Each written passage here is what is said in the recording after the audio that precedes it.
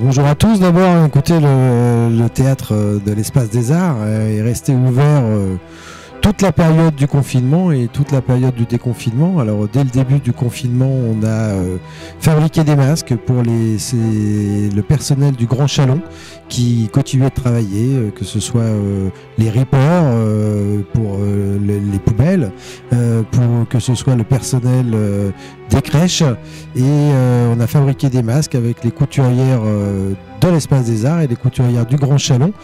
On a fait quasiment 3000 masques dans les 15 premiers jours. Et puis très vite on s'est lancé dans la production de spectacles parce qu'on sentait bien qu'il fallait faire repartir un peu la machine, que nos aînés souffraient terriblement dans les EHPAD, voilà, qui était un endroit très dur. Et on a décidé de créer un spectacle Cabaret sous les balcons, mis en scène par Léna Bréban, avec 6 artistes de grand talent, et qu'on créé un cabaret pour les aînés dans les EHPAD. Ce spectacle a eu un grand succès. On l'a joué dans une trentaine d'EHPAD du département, en soutien avec le conseil départemental. Et on a réussi à faire vivre et à redonner un peu de sourire aux aînés, au personnel soignant. Et puis pour nous, ça a été aussi une belle dynamique pour les artistes. On a eu une presse internationale et nationale très présente. Le New York Times est venu à Chalon pour la première fois pour couvrir un spectacle, le Cabaret sous les balcons, au bois de Ménuse. Voilà, qui était un EHPAD dans le Grand Chalon. On a eu Le Monde, on a eu Europe 1, France Télévisions, La Croix et multitude de journaux et qui ont repris ce cabaret sous les balcons. Après nous être occupés des aînés, il nous semblait essentiel d'avoir une action en direction des plus jeunes et de cette jeunesse qui a été très oubliée dans cette période de confinement et de déconfinement.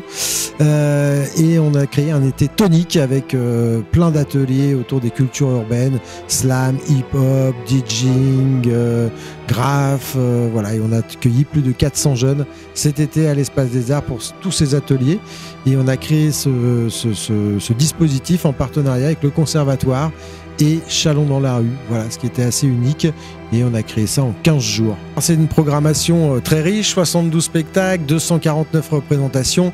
L'Espace des Arts, c'est du théâtre, du cirque, de la danse, des arts numériques, et bien évidemment beaucoup de rencontres avec les artistes.